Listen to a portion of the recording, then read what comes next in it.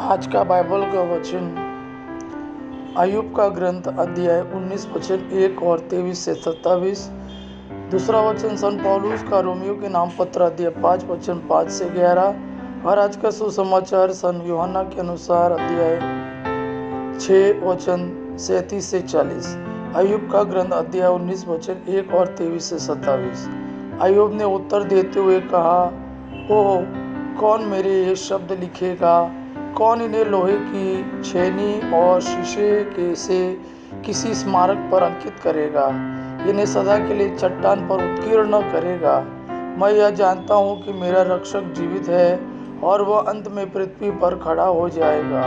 जब मैं जागूंगा, मैं खड़ा हो जाऊंगा, तब मैं इसी शरीर में ईश्वर के दर्शन करूंगा। मैं स्वयं उसके दर्शन करूंगा, मेरी ही आंखें उसे देखेगी। मेरा हृदय उसके दर्शनों के लिए तरसता है। दूसरा वचन सन पौलुस का रोमियो के नाम पत्र अध्याय 5 वचन 5 से 11।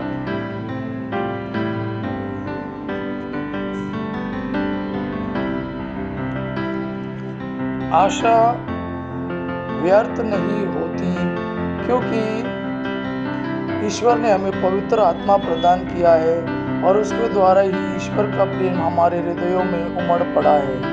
हम निस्सहाय ही थे जब मसीह निर्धारित समय पर विधर्मियों के लिए मर गए। धार्मिक मनुष्य के लिए शायद ही कोई अपने प्राण अर्पित करे। फिर भी हो सकता है कि भले मनुष्य के लिए कोई भी मरने को तैयार हो जाए, किंतु हम पापी ही थे जब मसीह हमारे लिए मर गए थे। इससे ईश्वर ने हमारे प्रति अपने प्रेम का प्रमाण दिया है। जब हम मसीह के रक्त के कारण धार्मिक माने गए, तो हम निश्चय ही मसीह द्वारा ईश्वर के दंड से बच जाएंगे। हम शत्रु ही थे जब ईश्वर के साथ हमारा मेल उसके पुत्र की मृत्यु द्वारा हो गया था, और उसके साथ मेल हो जाने के बाद उसके पुत्र के जीवन द्वारा निश्चय ही हमारा उद्धार होगा। इतना ही नहीं, अब तो हमारे प्रभु ईसा मसीह द्वारा ईश्वर से हमारा मेल हो गया है। इसलिए हम उन्हीं के द्वारा ईश्वर पर भरोसा रखकर आनंदित है। आज का सुसमाचार सन यूहन्ना के अनुसार अध्याय 6 वचन 37 से 40।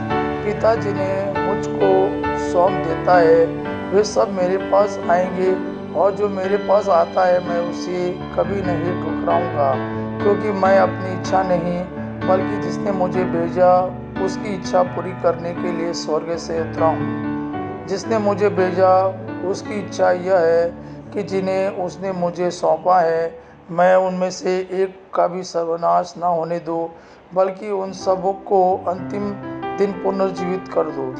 मेरे पिता की इच्छा यह है कि जो पुत्र को पहचान कर उसमें विश्वास करता है, उससे अनंत जीवन प्राप्त हो। मैं उसे अंतिम दिन पुनर्जीवित कर दूंगा। यह प्रभु का वाणी है। प्रभु को धन्यवाद। आपा पिता की महिमा और पुत्र यीशु का प्रेम आप पर सदा सर्वदा बना रहे। आमीन।